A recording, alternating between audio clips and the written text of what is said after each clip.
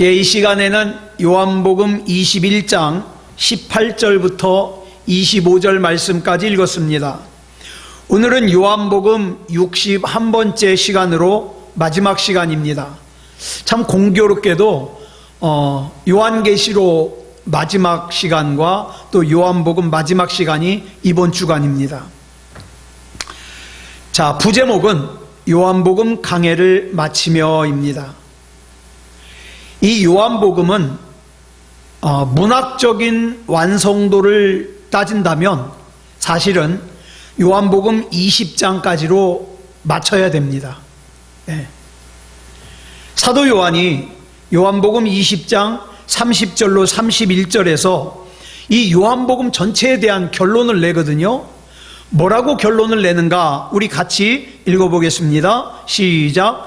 예수께서 제자들 앞에서 이 책에 기록되지 아니한 다른 표적도 많이 행하셨으나 오직 이것을 기록함은 너희로 예수께서 하나님의 아들 그리스도이심을 믿게 하려 함이요 또 너희로 믿고 그 이름을 힘입어 생명을 얻게 하려 함이니라. 그러니까 사도 요한이 요한계시록을 기록한 목적은 예수님이 하나님의 아들 그리스도이심을 믿고 그 다음에 그 안에서 생명을 얻게 하는 것, 이게 목적이라 이 말이에요. 요한복음이 이렇게 끝나는 것이 자연스러울 것 같은데 그 뒤에 21장이 부록처럼 붙어 있어요.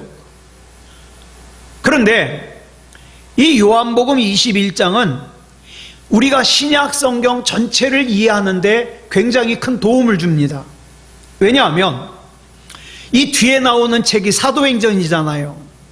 이 사도행전을 보면 첫 장에서부터 어떻게 합니까? 오순절 성령 임재하는 사건이 일어납니다. 그래서 하나님께 기도하고 부르짖는 초대교회의 모습이 나오는데 그 첫 장에서 그 초대교회를 이끌어가는 지도자가 누구냐? 베드로입니다. 만약에 요한복음이 20장으로 끝났다면 이 베드로를 우리가 어떻게 알고 있어요? 마태복음, 마가복음, 누가복음, 요한복음의 증언대로 이 베드로가 예수님의 사랑은 많이 받았지만 결정적인 순간에 예수님을 모른다고 부인했다가, 그렇죠? 아주 쭈리한 모습으로 끝나잖아요. 실패한 모습으로 끝나요. 그렇게 되면 그렇게 영적으로 무너졌던 베드로가 어떻게 사도행전에서 갑자기 예루살렘 교회의 지도자가 될 수 있었는지 우리가 알 수가 없잖아요. 그런데 이 요한복음 마지막 장인 21장이 사복음서와 사도행전을 이어주면서 어떻게 합니까? 베드로가 어떻게 해서 영적으로 회복이 됐는지를 알려줌으로써 초대교회의 지도자로서의 정당성을 인정받을 수 있는 거예요. 왜냐하면 요한복음 마지막 장인 21장이 예수 그리스도께서 직접 베드로를 어떻게 해요? 회복시켜 주시잖아요. 베드로야, 네가 나를 모른다고 3번 부인했냐? 그러면 네가 나를 사랑한다고 3번 고백하면 되잖아. 내가 나를 사랑하느냐? 예, 제가 주님을 사랑하는 줄 주님께서 아십니다. 1번. 네가 나를 사랑하느냐? 네, 내가 주님을 사랑합니다. 2번. 네가 나를 사랑하느냐? 네, 내가 주님을 사랑합니다. 3번. 그래서 어떻게 해요? 예수님을 3번 부인했던 것을 회복시켜 주십니다. 자, 새벽이 동터오는 갈릴리 바닷가에서 새벽의 정적을 깨뜨리고 예수님께서 베드로에게 물으십니다. 요한의 아들 시몬아, 네가 이 사람들보다 나를 더 사랑하느냐? 예수님께 베드로가 3번 사랑한다고 고백하죠. 물론 우리가 지난 시간에 살펴본 것처럼 예수님은 아가페 사랑을 요구하셨는데 베드로는 자기가 염치가 없잖아요. 내가 아가페 사랑으로 주님을 사랑한다고 말할 염치가 없어요. 그래서 자기가 표현할 수 있는 최고로 필리아 사랑, 친구 간의 우정의 사랑을 사랑한다고 고백했죠. 그래서 마지막 3번째로는 예수님도 그래 네가 나를 필리아 사랑을 하느냐? 예, 제가 주님을 필리아 사랑합니다. 이렇게 고백했습니다. 그런데 이 고백이 끝날 때마다 예수님께서 뭐라고 말씀하셔요? 내 어린 양을 먹이라. 내 양을 치라. 내 양을 먹이라. 계속 이렇게 말씀하셔요. 이렇게 3번 되풀이해서 말씀하시는 것은 이런 뜻이에요. 우리는 누구든지 다 예수님을 사랑한다고 말로 고백합니다. 나 예수님 사랑해요. 예수님 사랑한다고 고백하는데, 진짜 내가 예수님을 사랑하는 것은 무엇으로 나타나야 되느냐? 예수님의 양을 돌보는 것이다, 이 말이에요. 그게 예수님 사랑하는 거예요. 다시 말해서 내가 예수님의 양을 조금도 돌봄이 없이 그저 나는 불편한 거 싫어, 나는 귀찮은 거 싫어, 그래서 예수님의 양들을 전혀 돌봄이 없이 그저 입으로만 예수님을 사랑한다? 그거는 아니다, 이 말이에요. 그렇다면 우리가 예수님을 사랑하기에 예수님을 사랑하는 증거로 우리가 돌봐야 되는 양떼가 있는데, 여기서 말하는 양떼는 구체적으로 누구를 말할까? 여러분, 여기 보니까 오늘 본문에 예수님께서 내 양을 먹이라, 내 양을 치라, 다 양으로 번역되어 있으니까 다 똑같은 양인 줄 알아요.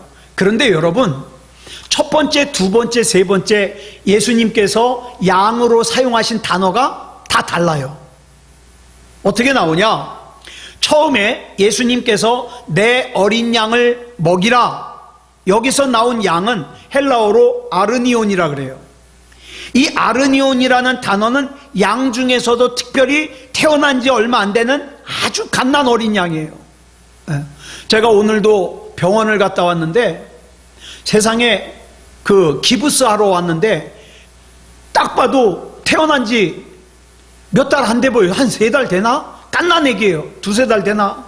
이 갓난 애기가 어쩌다가 다리가 부러져가지고 그거를 갖다가 기부스를 하러 와가지고 얼마나 보는 제가 가슴이 아픈데 그 부모는 얼마나 가슴이 아플까요?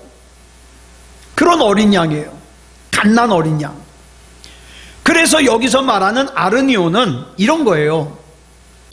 예수님을 구주로 영접한 지 얼마 되질 않아서 잘 몰라. 하나님의 일을 어떻게 하는 건지도 잘 모르고, 그러니까 어떻게 해요? 신앙생활이 좀 오래 한 사람이 보기에는 참 유치해. 어떻게 저럴 수 있을까? 예배를 중요하게 여기지도 않고 유치해. 신앙적으로 나보다 부족해 보여. 신앙적으로 나보다 수준이 낮아 보여. 이런 양떼를 사랑하라, 이 말이에요. 영적으로 갓난 어린 양. 다시 말해서 이 아르니온이라는 어린 양은요, 신앙생활은 해요. 교회는 나와요. 하지만 신앙적으로 초보에 머물고 있는 사람을 뜻해요. 그래서 어떻게 합니까? 궁금한 것도 없어요. 그냥 교회만 왔다 갔다 해요. 신앙적인 욕심도 없어요. 은혜를 받고 싶은 마음도 없어요. 교회만 왔다 갔다 해. 이런 사람을 뭐라 그런다? 아르니온이라 그런다. 이런 영적인 어린 양을 사랑하라, 이 말이죠. 그 다음 두 번째로 내 양을 치라 했을 때, 여기 이 양을 헬라어로 프로바티온이라 그래요. 이 프로바티온이라는 양은요, 아르니온보다는 좀 커요. 그러니까 사람으로 말하면 사춘기 애들 같은 거예요. 갓난 애기는 아닌데 좀 자랐는데 아직도 어려요. 청소년기예요.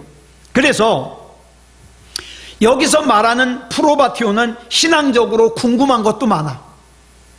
근데 궁금한 건 많은데 자기 주장이 너무 강해요. 은혜에 대한 욕심도 있는데 어떻게 해요? 경쟁심도 있어요. 누구 다른 사람이 자기보다 은혜를 더 많이 받는 꼴을 못 봐. 다른 사람이 하나님께 자기보다 사랑을 더 많이 받는 꼴을 못 봐. 그러니까 기도할 때도 하나님 앞에 반항심으로 기도할 때가 많아요. 이런 양을 뭐라 그런다? 프로바티온이라 그런다. 이 프로바티온은요, 그러다 보니까 자기의 마음에 들지 않는 사람이라든가 자기 마음에 들지 않는 상황을 참지를 못해요. 부르르 떨어요. 분노해요. 이게 프로바티온이에요.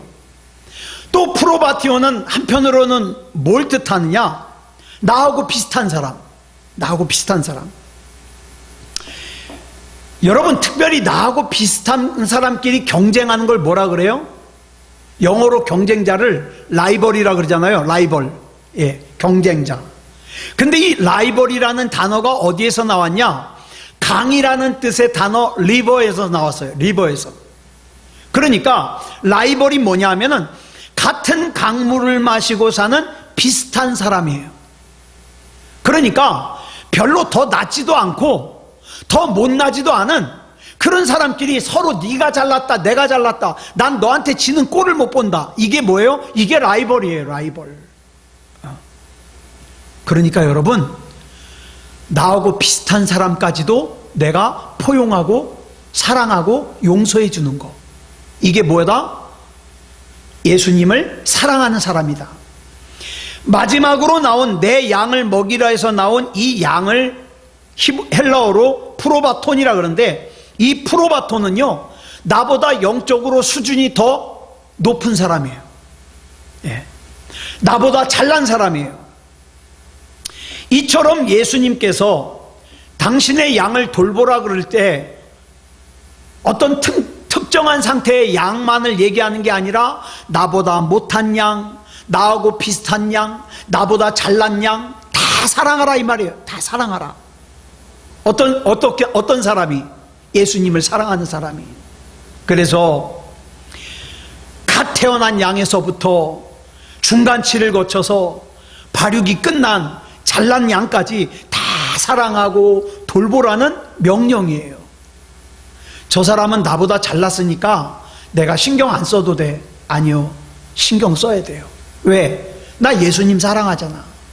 그죠? 아우, 저 사람은 말이 안 통해. 아, 난 더 이상 저 사람하고 얘기하기 싫어. 아니요, 얘기해야 돼요. 왜? 내가 예수님 사랑하잖아. 그러니까 내가 예수님 사랑하는 그 사랑을 뭘로 표현한다? 나보다 못한 양, 나하고 비슷한 양, 나보다 잘난 양을 사랑하는 것으로 표현한다 이 말이에요. 때로는 갓 태어난 아이처럼, 이거는 뭐 교회를 얼마나 오래 다녔느냐가 중요한 게 아니에요. 교회를 오래 다녔어도요 아주 신앙생활이 유치한 사람이 있어요. 예? 전 신앙생활을 하는 건지 안 하는 건지 구분이 안 갈 정도로 그런 사람. 또 어떤 경우에는 사춘기에 처한 아이처럼 반항적이고 자기 마음에 들지 않는 걸 참지 못하는 사람, 부르르 떨고 뛰쳐나가는 사람, 사랑하라 이 말이에요.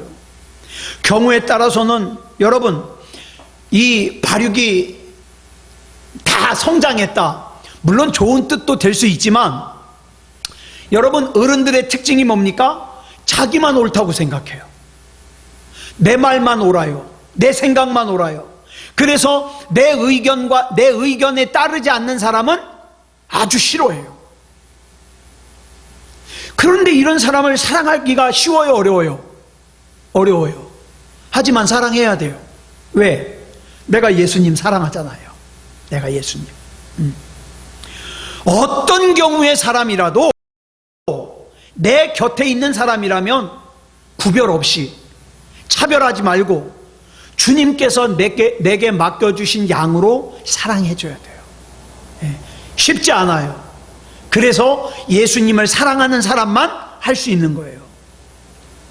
왜 예수님께서 이런 명령을 내리시는가? 우리가 이미 그 단계를 거쳐왔잖아요. 우리가 베드로처럼 예수님 앞에서 때로는 유치하기 짝이 없는 아르니온, 갓난 어린 양일 때가 있잖아요. 때로는요, 여러분은 안 그런지 모르겠지만 저는요, 하나님 앞에서 반항적일 때가 있어요. 하나님, 도대체 나한테 왜 이러시는 거예요?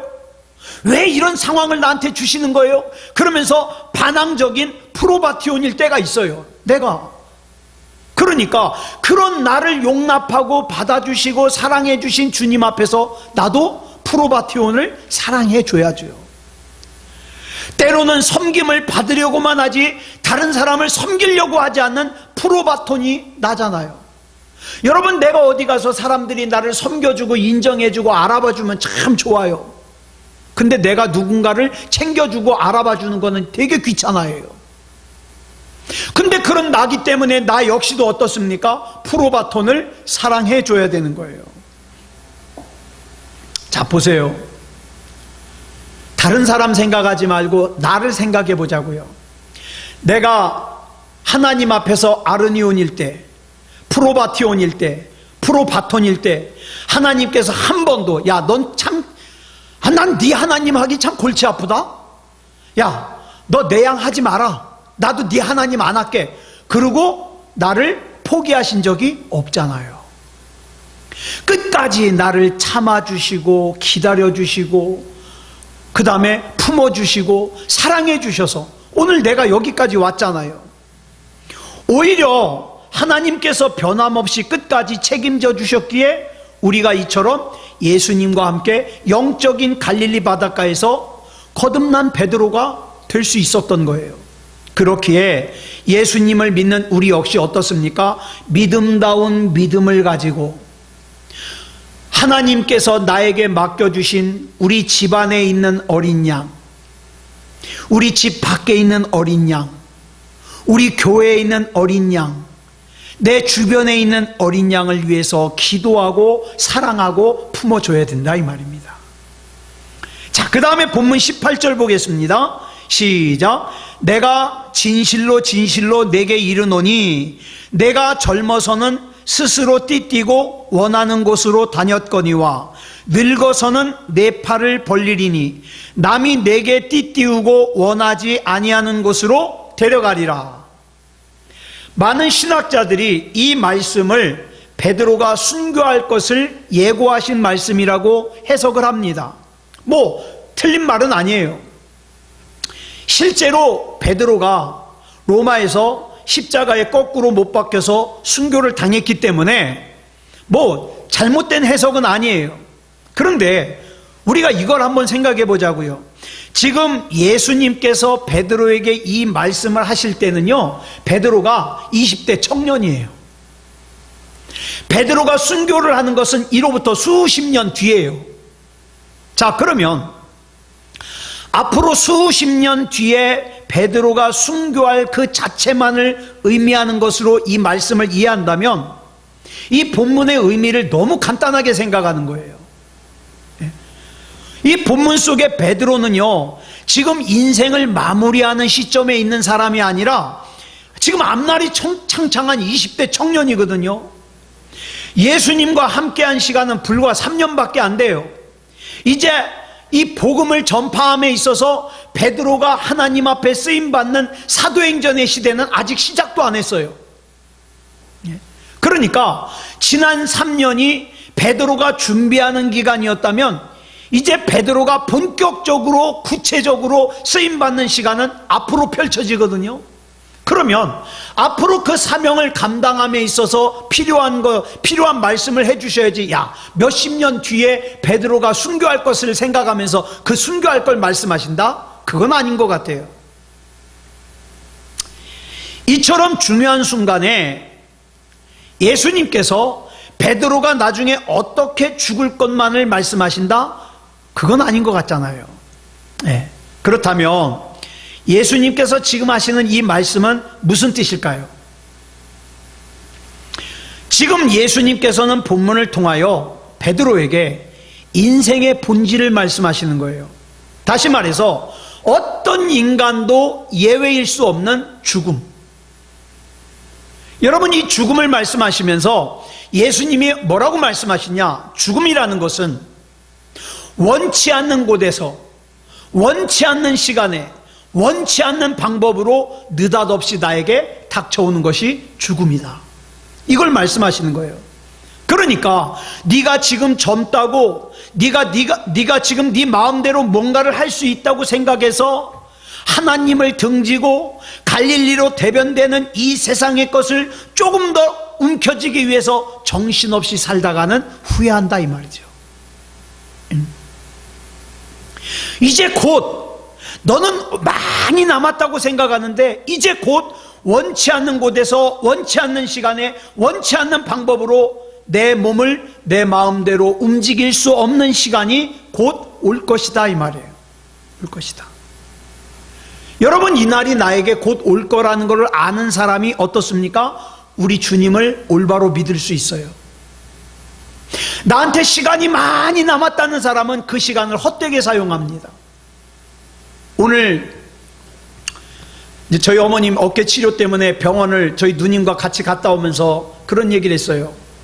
지금은 부모님들 때문에 이렇게 참 마음이 조바심이 나고 그러지만 곧 얼마 지나지 않아서는 어떻습니까? 아까 얘기한데 제가 깜짝 놀란 게 저희 큰매형이 이제 70이에요. 그러면 이제 곧 10년만 있으면 부모님 나이가 되시잖아요. 그러면 이제 부모님들이 이 세상에서 가시고 나면 그 다음 순번은 어떻게 해요? 이제 매형들, 누님들. 그 제 순서라 이 말이에요. 예.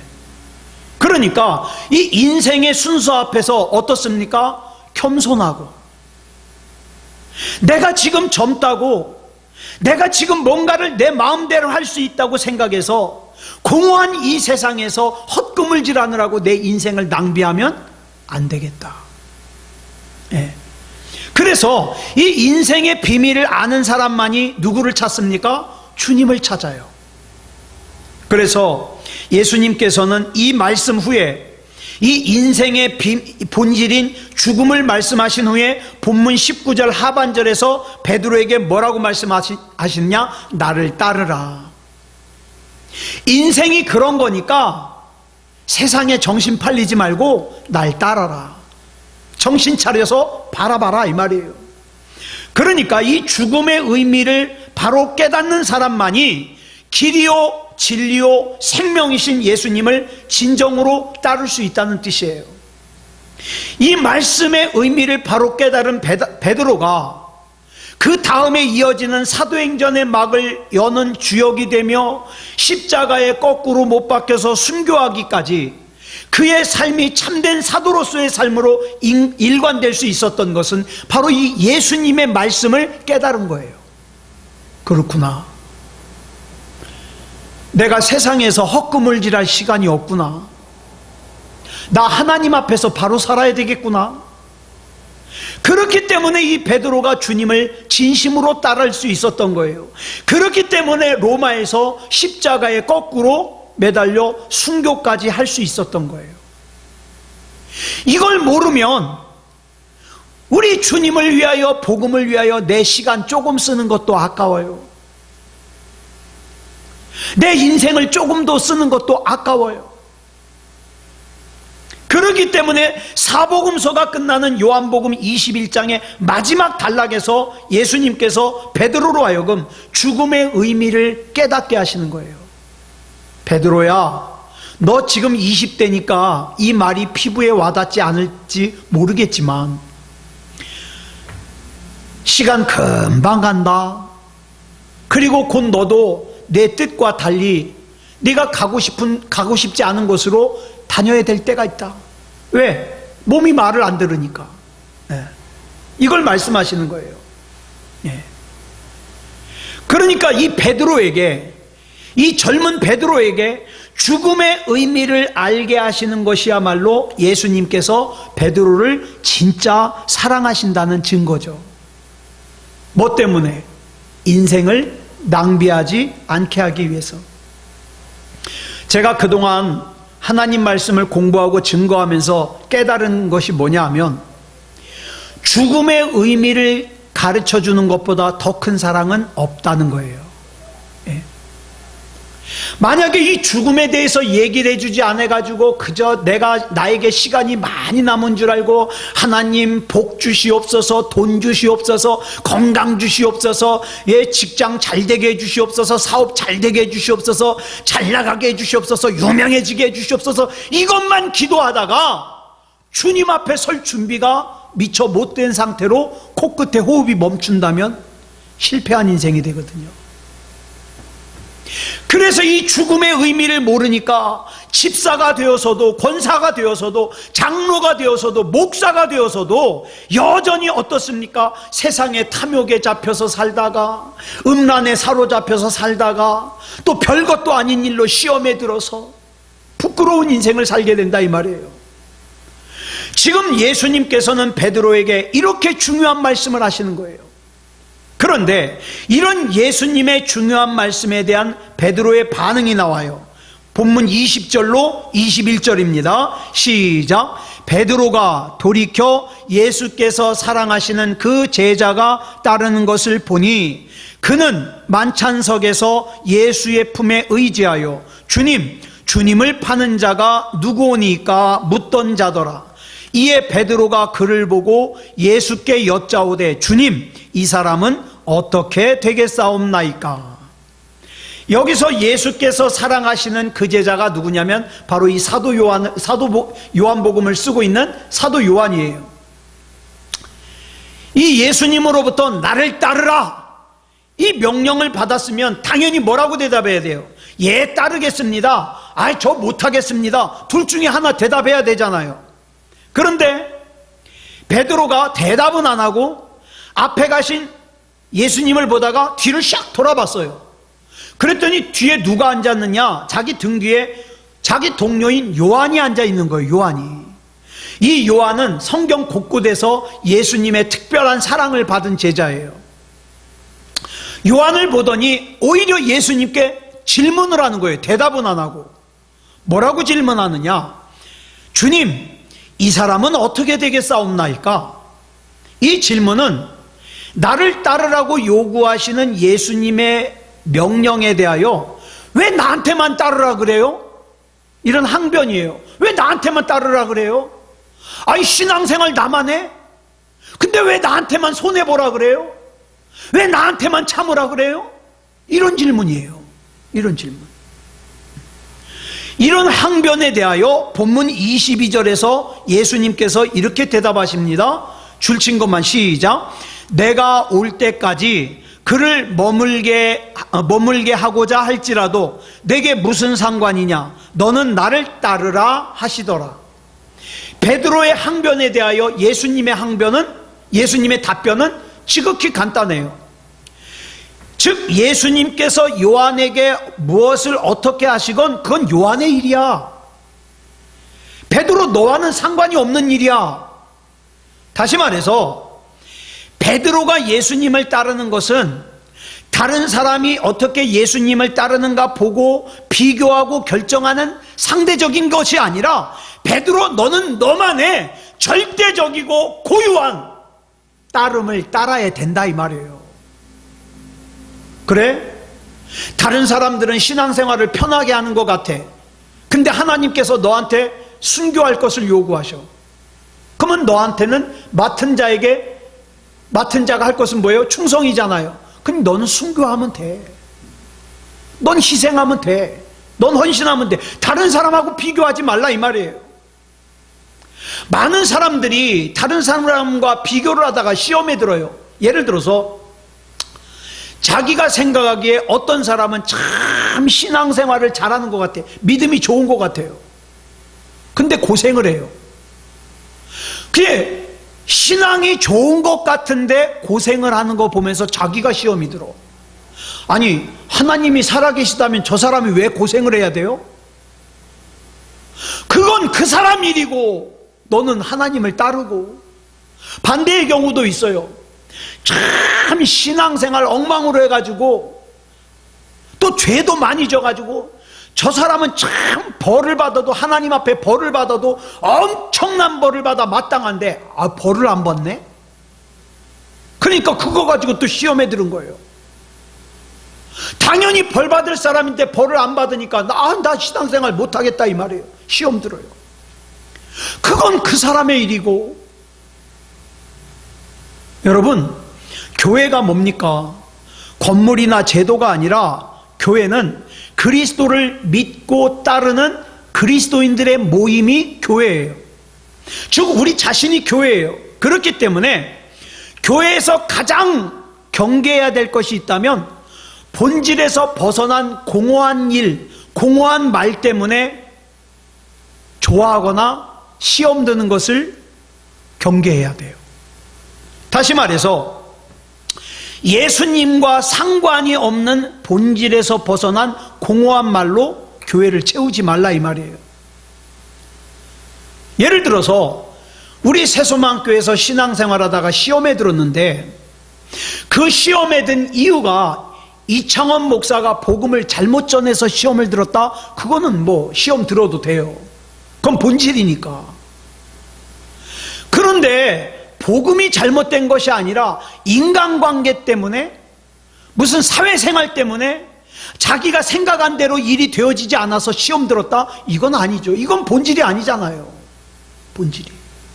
네. 그래서 이것을 본문 24절이 이렇게 증거하고 있는 거예요. 시작. 이 일들을 증언하고 이 일들을 기록한 제자가 이 사람이라. 우리는 그의 증언이 참된 줄 아노라. 지금 사도 요한 자신이 요한복음이라는 이름으로 기록한 이 말씀들이 모두 진실이고 참이라는 거예요. 만약에 그렇지 못하다면 이 요한복음이 성경 속에 포함될 수 없었을 것이고, 아울러 우리가 요한복음을 하나님의 말씀으로 믿을 이유도 없다 이 말입니다. 그렇다면 하나님의 말씀인 요한복음은 마지막 단락이 어떤 사건으로 끝나고 있는가 중요하지 않겠습니까? 어떤 사건으로 끝날까요? 본문 23절 보겠습니다. 시작. 이 말씀이 형제들에게 나가서 그 제자는 죽지 아니하겠다 하였으나 예수의 말씀은 그가 죽지 않겠다 하신 것이 아니라 내가 올 때까지 그를 머물게 하고자 할지라도 내게 무슨 상관이냐 하신 것이로라. 이 말씀이 굉장히 중요해요. 예수님께서는 베드로에게 예수님을 사랑한다는 것은 곧 예수님의 양들을 구별 없이 사육하고 섬기고 먹이는 것이라고 말씀해 주셨어요. 그리고 그런 삶은 무엇과 연결이 될 가능성이 크느냐? 내가 원하지 않는 곳에서, 내가 원하지 않는 시간에, 내가 원하지 않는 방법으로 나에게 닥칠 죽음을 각오해야 될 수 있어요. 네가 정말 예수님을 사랑해서 양떼를 먹이는 일을 한다? 그 과정 속에서 네가 원하지 않는 죽음을 당할 수도 있다 이 말이에요. 이 죽음이라는 것은 진짜 죽는 것을 의미하기도 하지만 또 뭡니까? 죽음과도 같은 어려움, 죽음과도 같은 시험을 당할 수 있다 이 말이에요. 하나님의 일을 하다가. 그런데 그런 후에 예수님께서 베드로에게 요구하신 게 뭐냐? 그래도 나를 따르라. 나를 따르라. 그러자 베드로가 예 따르겠습니다 라고 대답하지 않고 대답 대신 고개를 돌려서 뒤돌아보면서 자기 등 뒤에 있는 사도 요한을 가리키며 주여 이 사람은 어떻게 되겠사옵나이까 라고 질문하죠. 이때까지만 해도 베드로는요 여전히 예수님보다 다른 사람들을 더 의식하고 있는 거예요. 사람들이 나를 믿음 좋은 사람으로 봐줄까? 사람들이 나를 괜찮은 사람으로 봐줄까? 그 사람들의 시선을 맞추면서 내가 살려니 참 피곤하거든. 난 원래 착한 사람이 아닌데 착한 척 하려니까 참 고단하거든. 나 원래 믿음이 좋은 사람이 아닌데 믿음 좋은 척 하려니까 참 힘들거든. 그러니까 베드로가 그러는 거예요. 나한테만 그런 거 요구하지 마시고 저 사람은 어떻게 되겠습니까? 그랬더니 예수님이 내가 올 때까지 그를 머물게 할지라도 내게 무슨 상관이냐? 넌 그거 상관하지 말고 나를 따르라.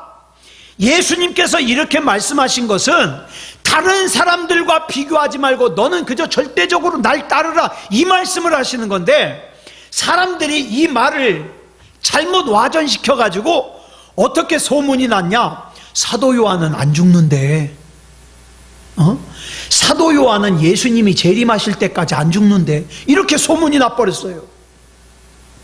그래가지고 여러분 본문 23절에 요 부분 다시 읽어볼까요? 시작. 예수의 말씀은 그가 죽지 않겠다 하신 것이 아니라 내가 올 때까지 그를 머물게 하고자 할지라도 내게 무슨 상관이냐 하신 것이로라. 분명하게 교정해 줬어요, 요한복음에. 왜냐하면 이 초대교회에 엉뚱한 소문이 돌고 있는 거예요. 사도 요한은 예수님이 재림하실 때까지 안 죽는데, 그러니까 나중에 요한복음을 사도 요한이 쓰면서 그게 아니야 이 사람들아 교정해 주는 거예요. 자, 교회가 건물이나 제도가 아니라 그리스도를 믿고 따르는 사람들의 모임이기 때문에 우리가 반드시 교회 안에서 경계해야 될 것이 뭐냐면 본질에서 벗어난 공허한 말, 공허한 생각, 공허한 것에 지배를 받으면 안 된다. 왜? 마귀는 꼭 이걸 이용하거든요. 본질을 벗어난 공허한 말, 공허한 생각, 공허한 행동 때문에 다툼이 일어나게 하고 충돌이 일어나게 하고 섭섭하게 하고 그래가지고 어떻게 해요? 본질까지 잃어버리게 만들어요. 이게 마귀가 하는 짓이에요. 이 초대교회 교인들 사이에 요한이 죽지 않을 거라는 소문이 돌면서 어때요? 이 초대교회 교인들이 마치 사도 요한을 하나님처럼 섬기려고 그래요. 죽지 않는다니까. 왜? 인간에게 죽음이라는 건 굉장히 중요한 일이거든요. 하나님처럼 섬기려고 그래요. 어쩌면 다른 사도들의 말은 안 들으려고 했을지도 몰라요. 왜? 이 사도 요한이 사도지 다른 사도는 아니야. 다 죽잖아. 그러면서 사도 요한만 떠받들려고 했을지도 모르겠어요. 기도를 받는 것도 다른 사도들의 말이나 다른 사도들의 기도는 들으려고 하지 않고 그저 사도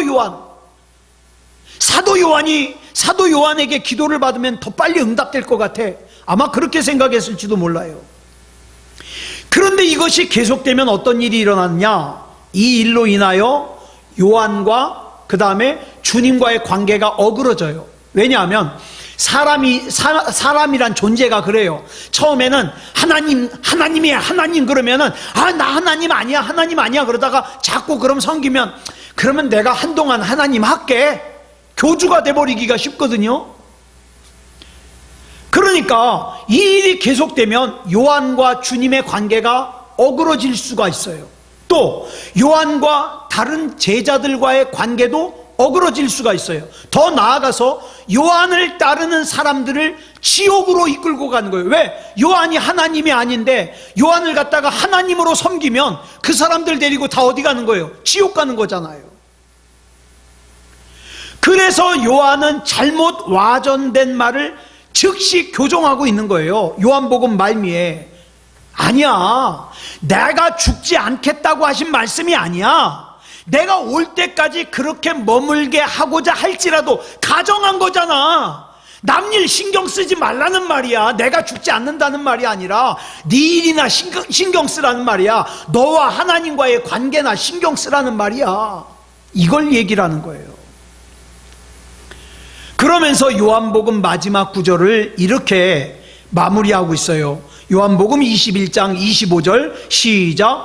예수께서 행하신 일이 이 외에도 많으니 만일 낱낱이 기록된다면 이 세상이라도 이 기록된 책을 두기에 부족할 줄 아노라.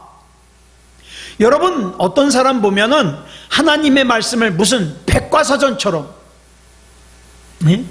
무슨 문제만 생기면 하나님 말씀을 찾아서 거기서 뭐라고 하고 있는가 아주 구체적으로 설명을 기대해요. 아니요, 하나님의 말씀은 백과사전이 아니에요.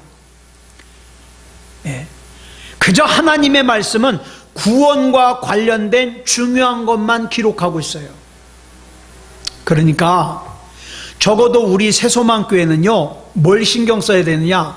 교회 안에서 우리가 하는 말, 교회 안에서 우리가 하는 행동, 교회 안에서의 우리의 그다음에 기도, 예배, 행동, 생각, 이런 것들이 본질이냐 아니냐를 생각해야 돼요. 본질이 아닌 것에 집중하다가 시험 들면 마귀의 밥이 됩니다. 그래서 우리의 본질은 뭡니까? 구원입니다. 지금 이 구원에 대하여 하나님 말씀이 뭐라고 하고 있는가? 이 하나님 말씀에 나는 어떻게 반응할 것인가? 이걸 우리가 생각해야 되는 거예요. 그래서 하나님의 말씀을 더 가까이 해서 주님을 더 정확하게 알고 정확하게 믿고 또 신뢰해서 믿음다운 믿음으로 하나님 앞에서 신앙생활하는 그런 저와 여러분이기를 그리스도 예수님의 이름으로 축복합니다. 기도하겠습니다. 사랑의 아버지 하나님, 감사합니다. 오늘까지 61시간의 요한복음 과정을 살펴볼 수 있도록 인도해 주시니 감사합니다. 하나님, 지금 우리가 살고 있는 이 세상은 믿음다운 믿음을 찾아보기 정말 힘든 세상입니다. 어찌 보면 성경 지식은 그 어느 때보다도 많은데 그 성경 지식을 신앙생활과 연결시키는 사람이 많이 적습니다. 우리 주님의 피로 값주고 세워주신 우리 새소망교회, 또 우리 사랑하는 성도들, 악한 마귀가 이 마지막 때에 택한 자까지 무너뜨리려고, 심지어는 코로나라고 하는 이 질병까지 동원해서 사람들을 교회에서 몰아내고 예배에서 끊어내고 믿음에서 끊어내고 있습니다. 과연 이것이 나의 구원에 어떤 영향을 미치고 있는가 깊이 생각할 수 있게 해주시옵소서. 나는 끝까지 하나님 편입니다. 나는 끝까지 하나님께 속한 사람입니다. 하나님이 책임져 주시옵소서라고 고백할 수 있는 우리 하나님의 백성이게 하여 주시옵소서. 이제 다음 시간부터 새로 시작되는 하나님의 말씀도 하나님의 은혜 가운데 붙잡아 주시고 인도해 주시옵소서. 오늘 우리 각자가 가지고 나온 기도의 제목을 가지고 기도할 때에 우리 하나님 붙잡아 주시고 책임져 주시옵소서. 세상에서 헛금을질하지 않게 하시고, 우리는 하나님이 아니면 안 됩니다. 하나님께서 붙잡아 주시옵소서. 우리 하나님께서 인도해 주실 줄 믿사오며 그리스도 예수님의 이름으로 감사하며 기도드려 싸움나이다. 아멘.